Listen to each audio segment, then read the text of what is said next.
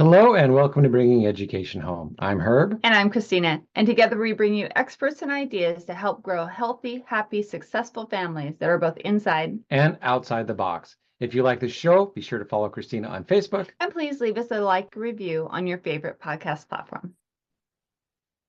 I now have the pleasure of introducing Janneke House. Janneke has over 20 years experience in politics, working for some of the top politician candidates in the country at every level of government. The President of the United States, the U.S. Senate, Congress, state legislature, governor, mayor, city council, and library trustees. Janneke has also pursued political office during her career, running for city council in both Salt Lake City, Utah, and Cambridge, Maryland.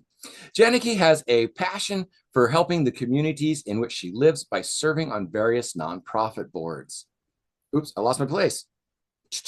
Oh, she was the first graduate to receive a Master's of Urban Planning degree from the University of Utah, where she had completed her undergraduate studies in urban planning. Janneke was born near Sundance, Utah, where she developed her love of the mountains, and she now resides in New York City. Welcome, Janneke. It is a pleasure to have you here today. Thank you so much for joining us today. Thank you, Christina and Herb. This is so exciting to be here. Thanks for having me. We are so glad you're coming with this experience and this wisdom. And it's interesting, though, because it's like, wait a minute, why is Bringing Education Home having somebody with these kinds of credentials on the show? And the little secret there is now that she's done all of this amazing stuff and gotten all of this amazing interest and experience, now she's turned it into a children's book and a book that wants to help educate children more around exactly what we were just talking about. So let's start there. What from your career made you want to start branching into children's book? And then we'll actually get the name of your book out there too. Great, thank you. So I've been working for a United States Senator, and some of my favorite meetings I had was actually with kindergartners. Kindergartners would show up and they would write letters to their senator about the things that they wanted changed in their community: more crosswalks, more trees planted, more gardens, more books in the library. And those meetings were so inspiring to me. And to see these kids speak up, talk about the things that make a difference in their communities, that's what really empowered me to then want to write a story about how kids' voices are so important. They're the experts in their communities, not us, not the politicians. The politicians aren't playing in the parks. They know when the park is broken. We don't, because we're not going down the slide. And I think that's what was really inspiring, is to hear them say those things like, my swing set is broken. How would we know that? And so to hear them say that, and then to actually then see that get turned into action and to see that playground be fixed. So to watch them talk about it and then it actually translates to action, that's what really inspired me to write this book.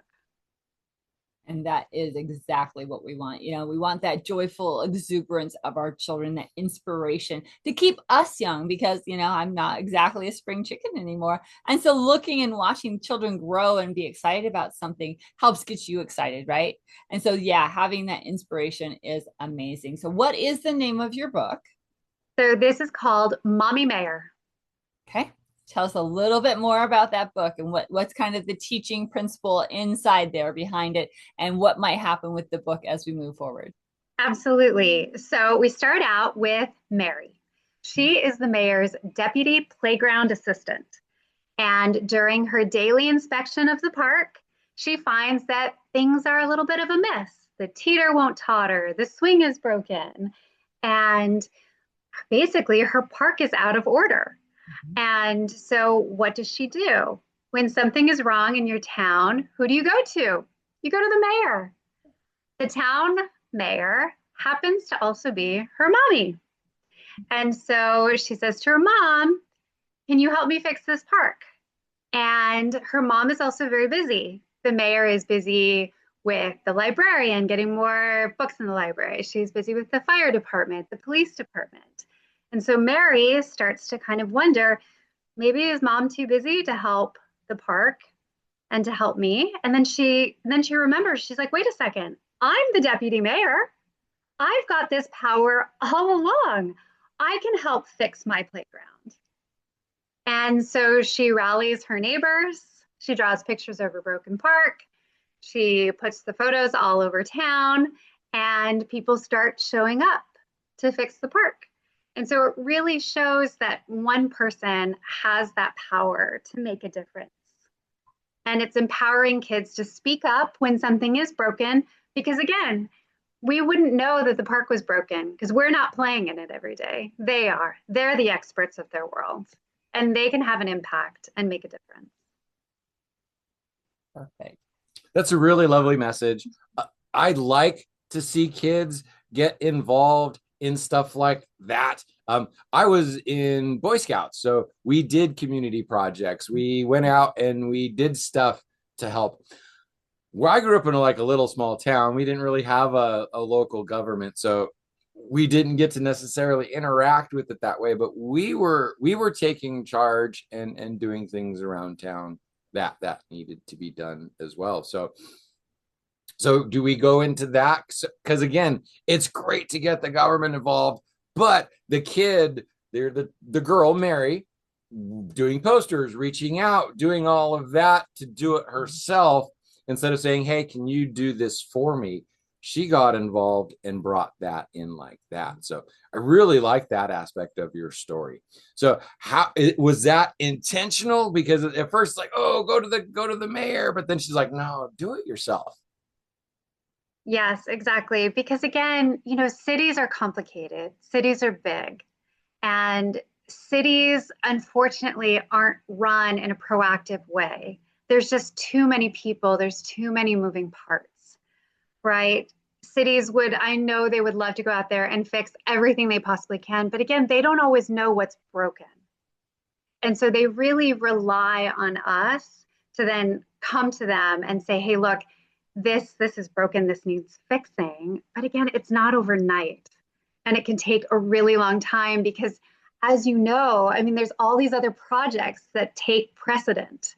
And a child's park, unfortunately, is not going to be at the top of the priority list of a city, of a town, right? There might be some giant potholes from, a crazy winter where, they just had to there was so much snow and ice and now the roads are damaged. That's going to take priority over a broken park.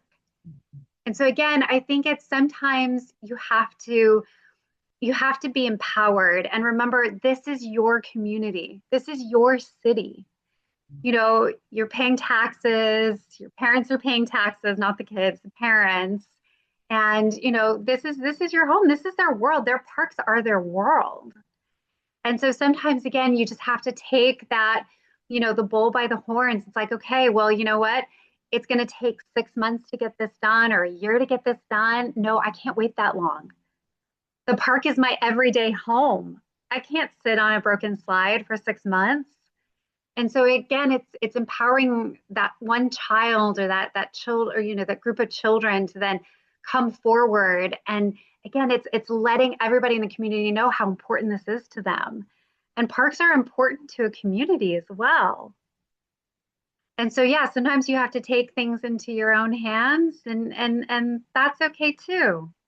I remember there was this incredible mayor in Utah who he would drive around and he would actually cut weeds because the city was just too busy to trim the weeds between, the island there on the busy road. So he would just show up and do it himself. This was the mayor.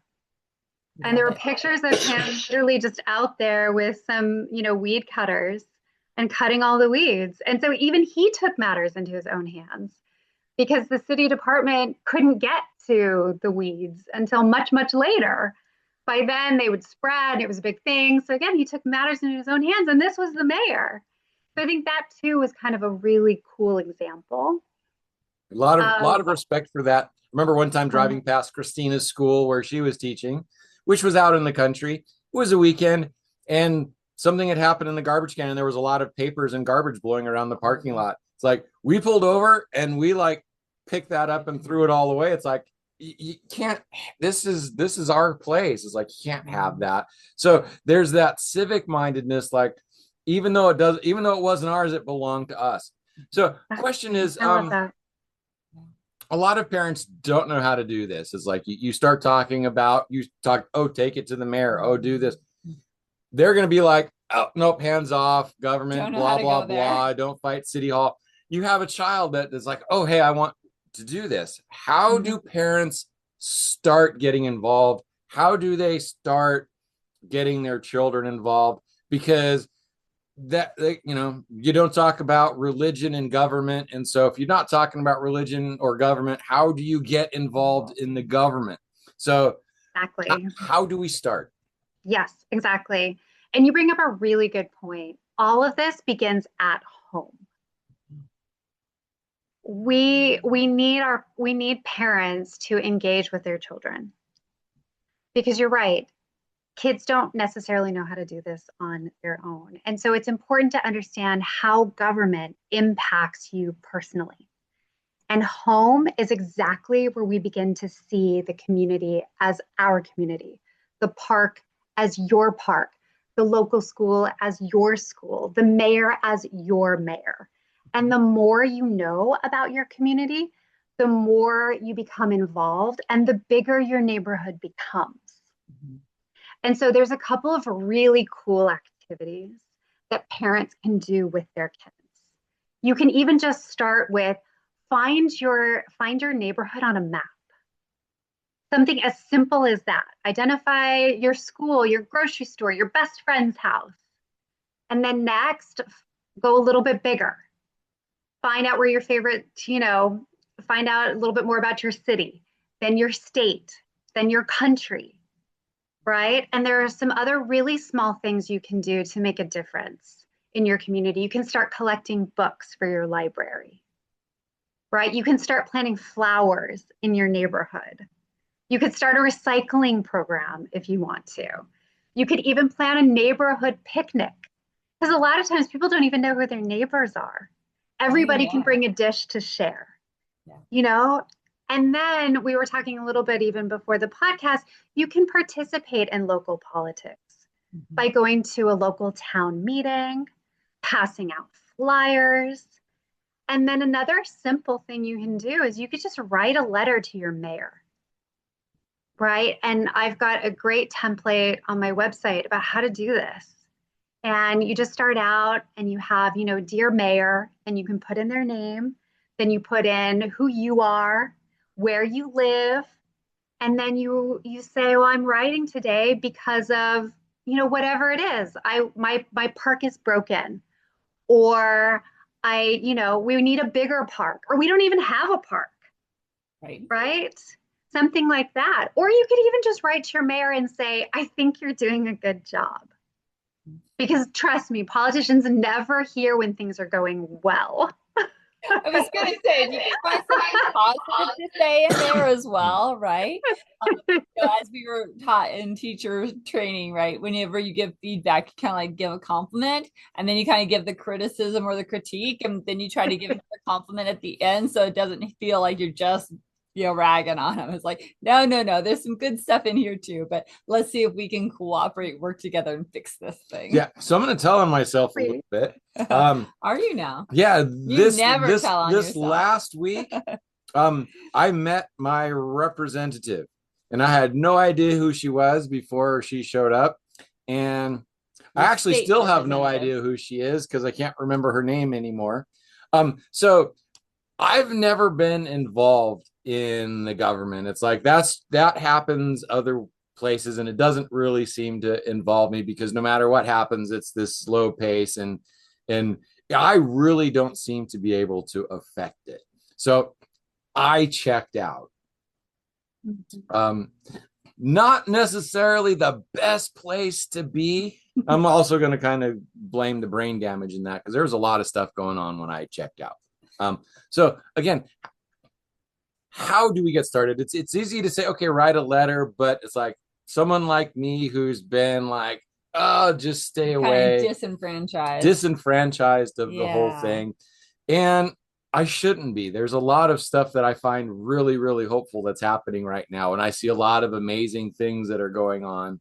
But this- still, I have a habit and a history of not getting involved. And so I don't even know how anymore. So, And to your point, it's easy to get discouraged, right? Especially with everything going on in the world. Sometimes it's like, where do you even start? But I think that's what's so great about Mommy Mayer and about Mary is you start so small, right? I mean, she just started with a broken playground. And if you can make a small difference in your community in that small part of the world, that's all that really matters right now, because that's not going to change, the course of the rest of the world. But again, if you can make a difference, if you can fix one thing in your community that makes a big difference to you, then that's going to change your life. So I was running for city council in Cambridge, Massachusetts. And Cambridge is home to MIT, it's home to Harvard, home to, Nobel Peace Prize winners. We're talking about world famous professors. And I would meet some of these incredible people. And they would always say to me, oh, I never vote in local elections. I only vote in federal and national elections. Whoa. They were like, and I would say, why? And they say, because nothing on the local level, it doesn't mean anything. it does. I'm not paying attention. I don't know what's going on. And I would say to them, okay, so you run over the same pothole every day on your way to work. So now your car alignment is out of whack. You've now spent thousands of dollars fixing your car over the course of all these years. And you keep running over that same pothole every day and you don't say anything. You just continue to take your car in and get it repaired. But what if I, as a city councilor, can fix that pothole for you so that as you are rushing to work that day, right? You know that you don't have to worry about that pothole anymore. That's one less thing for you to worry about. Let me worry about that as your local elected official so that you can go and worry about bigger things. That's why local elections are so important. Or if I can get your garbage picked up on time, right? So that you have time to take your garbage can in before you leave for work so you don't get fined. It's those really small, life-changing. We don't think about it as life-changing. But again, if I can make your life easier and simpler, that's how local government impacts you. And that's another way that you can get involved, where it's like we don't always think about how government impacts us on those, those micro levels. But it's those very small things that literally can be life-changing. I love that example because then it also flips to if you do those little things in your community and in those elections and things like that, what kind of role model are you being for your children? So then they want to be involved. And so, yeah, we may impact the local, but maybe because of our example and because of our interest, now they're going to go to the next level. They're going to take it to the state level when they grow up, or they're going to go farther when they grow up. So it's like, yeah, these books, the book that you are writing, and hopefully a few more around government ideas and things like that, and as well as just being that really good role model is something that we really love to push, especially here on the podcast. It's like, parents, think about your actions, think about what you say, think about what you do as a role model in front of your kids every single day. Exactly. So I love another that. cool thing is we live in a really small town. And when I say we live in a really small town, we're on the unique side now. We live in a really small town. There's about 600 to 700 people in town. It's like 30 miles to the closest grocery store. It's an hour to Medford to our closest government. Big box store. So government. we don't have a city council. We don't have a mayor, but we do have a couple of local groups that, like the Prospect Community Clubs, that tries to organize lunches and stuff, the Prospect Provisions that tries to help educate and bring more food into the community. So, and she got very much involved in all of that. And so where we were not involved at all, and I told her, gave her my blessings, and I told her, pull me kicking and screaming into it, because That's how you met the representative. I drag him to a meeting. I know I Really? need to I go love to these, that. but if I try and do it on my choice, it's like, it's not going to happen. So she got involved, and I'm telling her to drag me along, kicking and screaming. And I go smiling, not kicking and screaming, Exactly. but they're not choices that I would make on my own. So yes, getting involved makes a big difference. We've met a lot of people in the community. We are making a difference, and people are starting to recognize how competent and amazing she is as well. So it really, I love that. So I think the message there is get your spouse involved, get your partner involved, like take them with you. Don't try to do it on your own, but yeah, make it a family affair. If your kiddos can go to one of those meetings, even though they might be a little bit bored, guess what? Take them at least for a little while, because then they can listen and figure out kind of how it works. And then later when they get interested, oh, I want to go talk to that mayor because the sidewalk doesn't work or whatever, right? Exactly. Exactly. And I think that's always the advice that I give anybody is if you ever have the chance to run for office, do it. Because that is how you learn the most about how your government works, how your community works, what's important to your community, what's not important to your community. And it's just a really cool process to go through. I'd be afraid I'd win, and then I'd have to do something.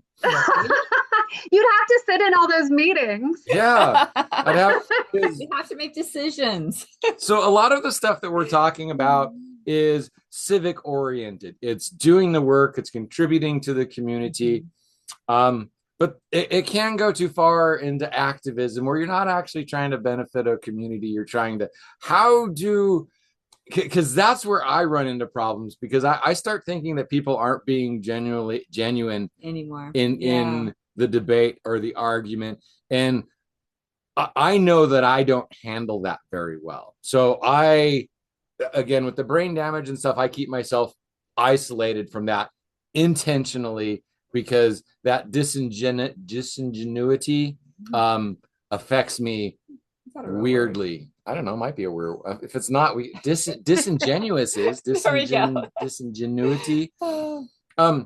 Yeah. So I lost my question in there, but it's like these are like concerns that like I have, and how, and I see you smiling and getting in there, and it's like, how do you deal with people that don't seem real? Because you've probably seen a lot over the last of your career. And it's like you talk to people, and it's like, you can't be real. You just Right. can't be real. Right. You know, you can always go overboard, right? And I think you have to seek out those people that are doing it for the right reasons. Some people are doing it because they have their own platform. They're trying to, they have ulterior motives. But what I've found in my career in politics is most people are doing it for the right reasons. There are always bad apples in everything that we do. Yeah. Right. And so I think it's ignoring that noise and remember to focus on what's important. And I think that's something that parents, and you guys do a lot of this too with the families that you work with, is you kind of help them figure out how to filter out that noise. And I think that's a really good lesson for kids to learn too. Right? There's always going to be somebody out there trying to distract you from what's important. And I think as parents and as educators, what's most important for us is to teach kids how to filter that out and to remember what's important. Yeah, actually, the first thing we work with parents is, what are your family values? What do you say you value? And then we take a step back, like, okay, let's look at what you're doing in your life, and is your actions aligned with your values? And sometimes people like actually do end up getting involved in civic stuff because they realize that, oh, I say this, but I'm not doing that. And so then they get involved to do that. So that is something that happens, and that does cut down the noise, is to focus on your values and then do a serious review of, are you living them? Exactly. And I think that's to the point that you brought a few minutes ago, where it's like, where does all this start? It all starts at home, and it all starts with the parents. right? And probably the most important thing that a parent can do is to remember to even read to their kids. Mhm. You know, as I'm out there talking about this A book, book like Mommy Mayer. a book like Mommy Mary, thank you, thank you.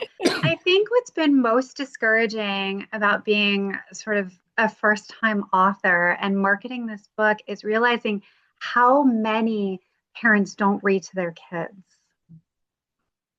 And I think reading to your kids is one of the greatest gifts you can give to them. Because remember, I mean, you guys talk about this, knowledge is power, right? I And it all remember, starts I with still those family remember values. stories that my mom read to me. It's like I've looked for some of the books. I've like, oh, I know my mom read this story, and a doll with diamonds in it that was in a well, and a ghost and a girl, and I remember the whole story in the rocking chair, rocking all of it. And I can't find the Find the story, but book. I remember my mom reading me these books as a little kid, and it's And didn't favorite. that just spark your imagination and get you thinking about life and adventure? And you know, you probably wouldn't have the life that you have without that sort of that, you know, your mom reading you those stories. Oh Because it yeah, and just it made me an opened your avid reader mind as to these well. are So it, really cool stuff. oh yeah. Yeah. And if you read to your kids are going to want to read. I read more books by the time I got out of high school than most people will read in their lives, and I still keep going. It's just there's so much life out there and information, and the more you learn, the more you realize you don't know anything, and there's so much more to learn. Exactly, exactly. And I So want I to put think, a plug in here for older kids. You know, people think that, oh, once they get to 5, 6, first, second grade, I don't need to read to them anymore. It's like, yes, you do. Keep reading yes. to them all the way up into the teenage years. If nothing else, sit down in the living room with your teenagers and take turns reading around a book that everybody's interested in. That was some of the best times that we had with our kids. Is like, I was reading and they were listening and they would ask questions and they were teenagers. And yeah, it's okay to stop and actually read for a while. We took a road trip, 9.5 weeks, 35 states. We drove around the United States, and she read. Well, we had a lot of books on tape, but that wasn't as nearly as much fun as her reading. And so every time it's like, no, let's read. And she, as long as she was reading, I could drive. As soon as she stopped reading, I would get drowsy. We would have to pull over. So she read to us for 9.5 weeks straight. It was the best books. summer ever. I could even name some of the titles, but Yeah. Wow. And I bet your kids remember that too. Yeah. Like, you know, they're never going to remember what they got for Christmas that year, but they'll remember you reading for 9.5 weeks straight. Exactly. So is Mary going to have any other adventures or is this a one and done? You know, I would love Mary to have more adventures. I would love Mary to go to the Senate. I Uh-huh. would love Mary to go to the legislature, the governor's office. I would love to turn this into a series.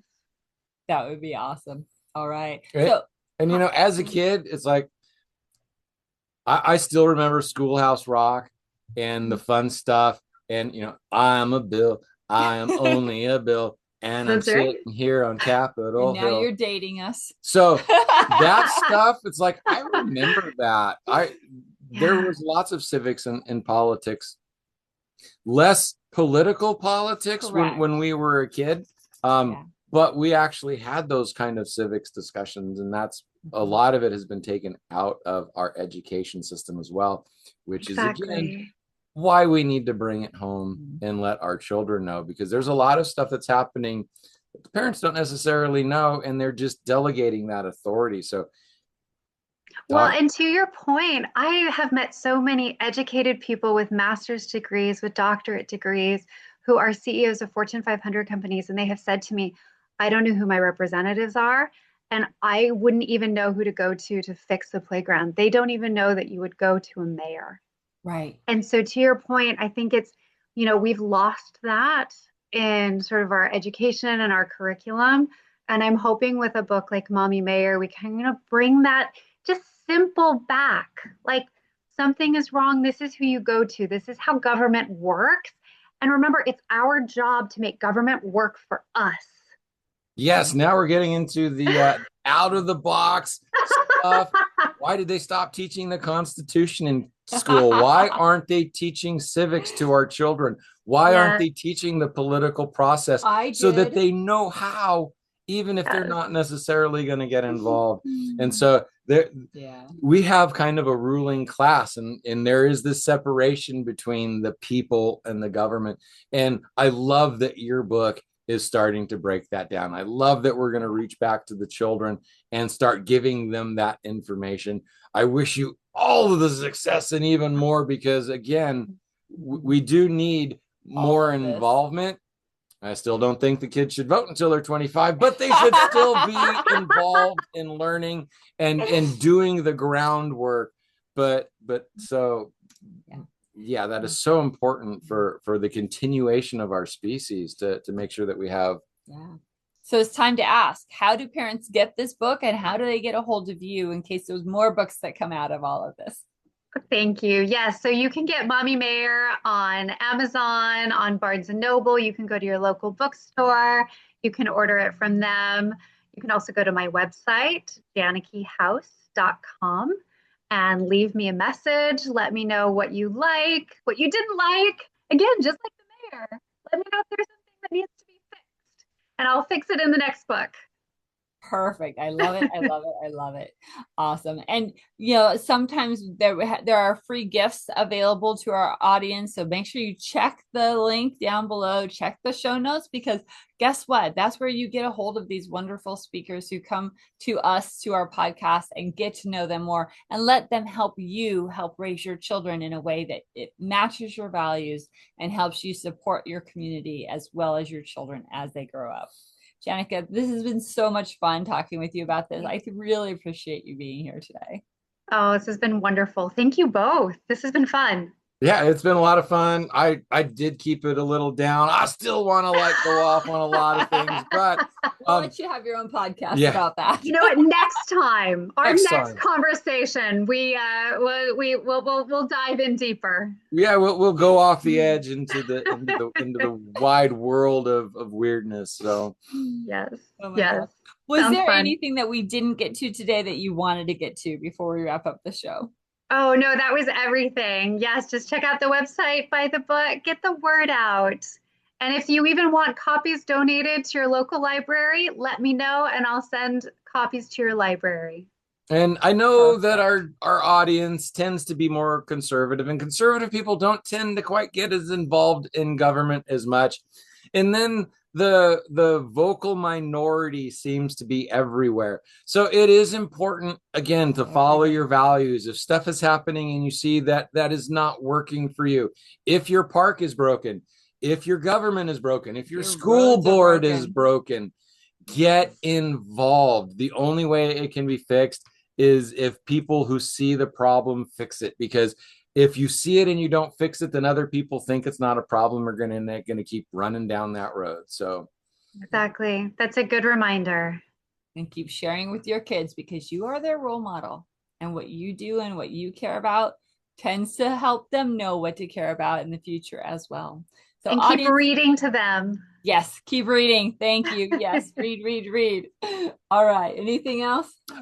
Thank you for being here today. It has been a pleasure. Your energy and your attitude and your smiliness after being in politics is unusual. So thank you so much for continuing to be joyful and move forward, and to actually bring this out to the children. So many people have gone out and fought their battles and then come back and just given up. But you went out and you're sharing your story and you're helping bring it to the world. And that is the hero's journey. So thank you for coming on our show today as a hero who is trying to make the world a better place. Thank you. All right, audience, you know what time it is. It is time to go and visit Janneke's website, visit our website, vibrantfamilyeducation.com, figure out how to help you and your family up level to the next level. Whatever your child is struggling with, whatever you are struggling with, it doesn't mean you're failing. It means that you might just need to ask for a little bit of help. And that's why Bringing Education Home is here, full of tons of experts who are here to help you and your family, support you and your family, and take it to the next level. Until next time, thanks for being here, and make sure you like and share. Talk to you later. Bye for now. Hello and welcome to Bringing Education Home. I'm Herb. And I'm Christina. And together we bring you experts